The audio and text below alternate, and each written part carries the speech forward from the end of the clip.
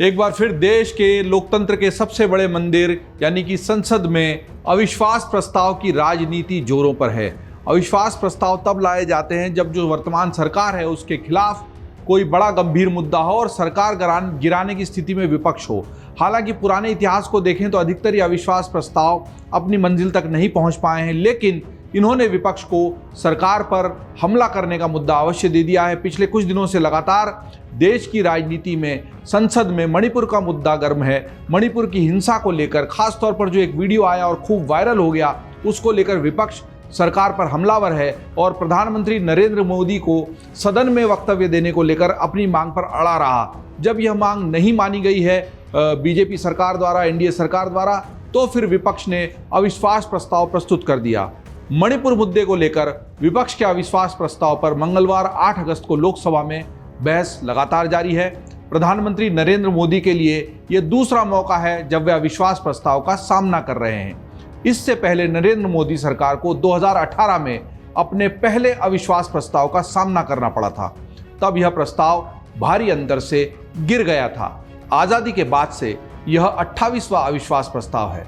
फिलहाल भाजपा के नेतृत्व में चलने वाली एनडीए इसका लगातार सदन में मजबूती से जवाब दे रही है। गौरव गोगोई ने अविश्वास प्रस्ताव पर बहस शुरू की कांग्रेस की तरफ से और उसका जबरदस्त जवाब भाजपा के ही सांसद निशिकांत दुबे ने दिया।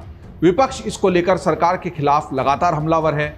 इस बीच हम ये जानने की कोशिश करते हैं कि आखिर अविश्वास प्रस्ताव होता क्या है, सबसे पहले संसद में यह कब आया, अब तक आए 27 अविश्वास प्रस्तावों में से कब क्या हुआ, इनमें से कितने प्रस्ताव सफल हुए, प्रस्तावों में मतों का आंकड़ा क्या रहा। तो हम सबसे पहले ये जानते हैं कि अविश्वास प्रस्ताव आखिर होता क्या है। दरअसल संविधान में अविश्वास प्रस्ताव का कोई जिक्र नहीं है, लेकिन अनुच्छेद 118 के तहत हर सदन अपनी प्रक्रिया बना सकता है, जबकि नियम 198 यानी 198 के तहत ऐसी व्यवस्था है कि जिसमें सदन के सदस्य लोकसभा अध्यक्ष को सरकार के विरुद्ध अविश्वास प्रस्ताव का नोटिस दे सकते हैं। अविश्वास प्रस्ताव असल में पारित किस तरह होता है? अविश्वास प्रस्ताव को पारित कराने के लिए सबसे पहले विपक्षी सांसदों को लोकसभा अध्यक्ष को इसकी लिखित सूचना देनी होती है। इसके बाद स्पीकर उस दल के किसी सांसद को इसे पेश करने के लिए कहते हैं। इसके बाद अविश्वास प्रस्ताव पर बहस होती है, लेकिन बड़ी बात यह है कि अविश्वास प्रस्ताव बहस के लिए भी तभी स्वीकार होता है जब कम से कम प्रस्ताव पेश करने वाले सांसद 50 सदस्यों का समर्थन प्राप्त कर ले, यानी 50 सदस्यों के लिखित सहमति के बाद ही अविश्वास प्रस्ताव पर बहस स्वीकृत होती है। अविश्वास प्रस्ताव पेश कराने वाले सांसदों को प्रस्ताव पर कुल 50 सांसदों का हस्ताक्षर भी लेना होता है। लोकसभा अध्यक्ष की मंजूरी मिलने के बाद 10 दिन के अंदर इस पर चर्चा सदन में करवाई जाती है। वही चर्चा इस 28वें अविश्वास प्रस्ताव पर संसद में चल रही है। चर्चा के बाद स्पीकर अविश्वास प्रस्ताव के पक्ष में वोटिंग कराते हैं या फिर इस पर कोई फैसला भी वो ले सकते हैं। अब हम ये भी जानने की कोशिश करते हैं कि दरअसल इन अविश्वास प्रस्तावों का इतिहास क्या है, कब किस तरीके से ये प्रस्तुत किए गए। संसद के गठन के बाद अब तक जैसा कि हमने बताया कि लोकसभा में कुल 28 अविश्वास प्रस्ताव लाए गए हैं। 28 में से 18 ऐसे प्रस्ताव 1960 और 1980 के दशक के बीच में लाए गए। तीसरी और चौथी लोकसभा में 6 ऐसे प्रस्ताव सामने आए। 5वीं लोकसभा में 4 प्रस्ताव आए। हालांकि पिछले 3 दशकों में अविश्वास प्रस्तावों की संख्या में काफ़ी कमी आई है, लेकिन इस दौरान केवल 6 ऐसे प्रस्ताव सदन में लाए गए। आज़ादी के बाद पहले 13 वर्षों में एक भी अविश्वास प्रस्ताव सदन में यानी लोकसभा में नहीं लाया गया। भारतीय संसद के इतिहास में पहला अविश्वास प्रस्ताव हमारे पहले प्रधानमंत्री पंडित जवाहरलाल नेहरू के कार्यकाल में अगस्त 1963 में जेबी कृपलानी ने रखा था। भारत और चीन के युद्ध के तुरंत बाद आए इस प्रस्ताव के पक्ष में केवल 62 वोट पड़े थे और विरोध। देखिए 62 का आंकड़ा भी बड़ा दिलचस्प है। 62 के युद्ध के बाद इसको प्रस्तुत किया गया और इस प्रस्ताव के पक्ष में केवल 62 वोट पड़े थे और विरोध में 347 वोट पड़े थे और सरकार चलती रही। मतलब अविश्वास प्रस्ताव को समर्थन नहीं मिल पाया। किसी प्रधानमंत्री के खिलाफ कितनी बार आया अविश्वास प्रस्ताव, ये भी जान लेना दिलचस्प होगा। पूर्व प्रधानमंत्री इंदिरा गांधी को सबसे ज्यादा बार अविश्वास प्रस्ताव का सामना करना पड़ा है। 15 वर्षों तक प्रधानमंत्री रही इंदिरा गांधी ने अभी तक आए सभी अविश्वास प्रस्तावों में आधे से अधिक अविश्वास प्रस्तावों का सामना खुद किया है।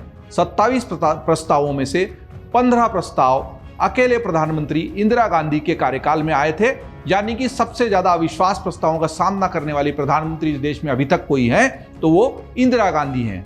2 साल से भी कम समय तक प्रधानमंत्री रहे लाल बहादुर शास्त्री को ऐसे 3 प्रस्तावों का सामना करना पड़ा। पूरे 5 साल तक अल्पमत सरकार चलाने वाले पीवी नरसिम्हा राव को भी ऐसे 3 अविश्वास प्रस्तावों का सामना करना पड़ा। पूर्व प्रधानमंत्री मनमोहन सिंह एकमात्र ऐसे प्रधानमंत्री हैं जिन्हें 10 साल तक पद पर रहने के बावजूद ऐसे किसी भी प्रस्ताव का सामना नहीं करना पड़ना। यह भी एक अनोखा रिकॉर्ड प्रधानमंत्री मनमोहन सिंह ने बनाया है। संसद के दरअसल कुल 22 अलग अलग सदस्यों ने इन 27 अविश्वास प्रस्तावों को जो इतिहास में अब तक प्रस्तुत किए गए, अभी 28वां चल रहा है, सदन में रखा है। सीपीआईएम के सांसद ज्योतिर्मय बसु ने इन 27 प्रस्तावों में से सबसे अधिक 4 प्रस्तावों को खुद प्रस्तुत किया है।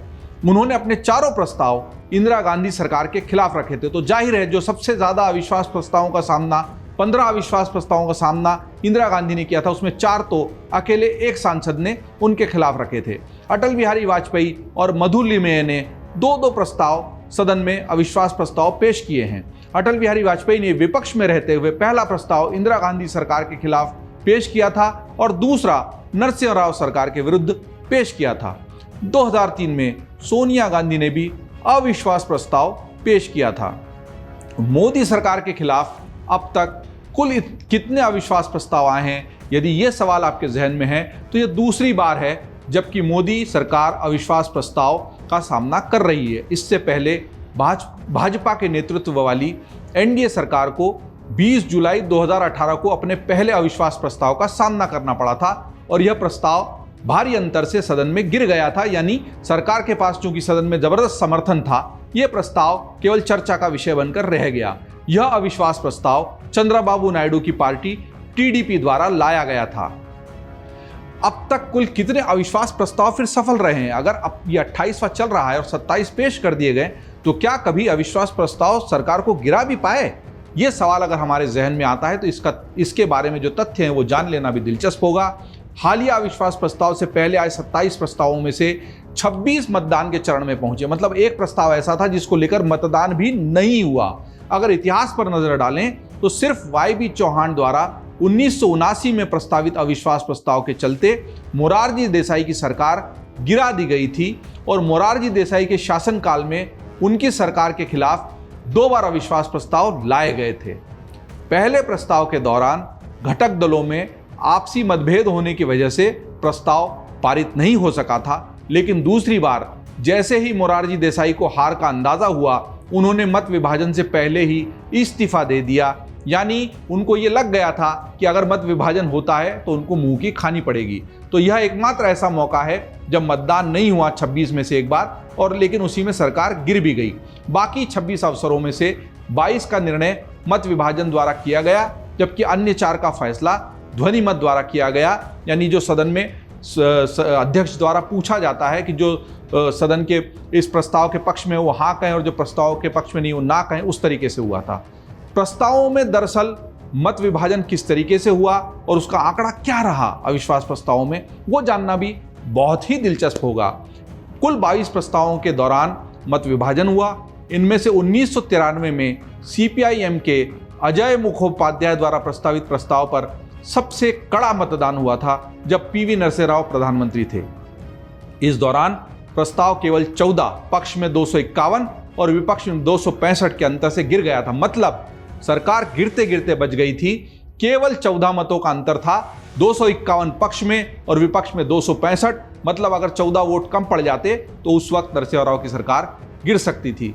अंतर के मामले में 22 प्रस्तावों में से 9 प्रस्ताव 200 से अधिक मतों के अंतर से गिर गए, जबकि 10 अन्य प्रस्ताव 100 और 200 मतों के अंतर से भी पास नहीं हो सके। बाकी के बचे हुए 3 प्रस्ताव 100 से कम मतों के अंतर से गिर गए। तो ये बहुत दिलचस्प इतिहास है हमारे देश में लाए जाने वाले अविश्वास प्रस्तावों का।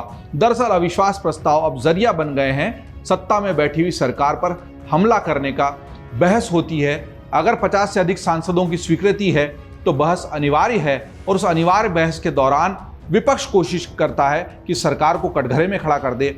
अभी जो हाल में प्रस्ताव प्रधानमंत्री नरेंद्र मोदी की सरकार के खिलाफ लाया गया है मणिपुर हिंसा के मामले में, वो भी इसी तरह की एक कवायद है। सभी जानते हैं कि एनडीए प्रचंड बहुमत के साथ इस वक्त सरकार में कायम है, प्रस्ताव का गिरना तय है, लेकिन फिर भी मणिपुर मामले पर राजनीति गर्म है और लगता है विपक्ष को कि इस मामले में शायद एनडीए बैकफुट पर है, क्योंकि जो वीडियो आया उसके बाद से हर जगह से इसकी आलोचना ही हुई है। सरकार ने अपनी तरफ से इसका जवाब देने की कोशिश की। इस सत्र की शुरुआत में ही प्रधानमंत्री मोदी ने सदन के बाहर पत्रकारों से जब बात की तो पत्रकारों से संबोधन के दौरान ही उन्होंने मणिपुर हिंसा की कड़ी निंदा की, इसको बहुत दुखद बताया और उन्होंने ये भी कहा कि इसके लिए जो भी जिम्मेदार हों उन्हें बख्शा नहीं जाएगा। लेकिन विपक्ष की मांग ये रही कि प्रधानमंत्री मोदी ने जो कुछ भी सदन की देहरी के बाहर कहा है वही सदन के भीतर भी कह दें। इस मांग को जब नहीं माना गया तो अविश्वास प्रस्ताव लाया गया। तो ये 28वां अविश्वास प्रस्ताव है जिस पर देश की लोकसभा में जबरदस्त बहस चल रही है। इस पूरी बहस पर पल पल की जानकारी देने के लिए आप देखते रहिए amarujala.com और अविश्वास प्रस्तावों के इस पूरे दिलचस्प इतिहास के बारे में जो कुछ हमने आपको बताया वो आपको कैसा लगा, उस पर अपनी टिप्पणी, अपनी राय अवश्य दें। अमर उजाला अब आपके टीवी पर भी। अपने स्मार्ट टीवी पर यूट्यूब पर सर्च करें अमर उजाला, चैनल सब्सक्राइब करें और देखें ताजा खबरें, वो भी HD क्वालिटी में।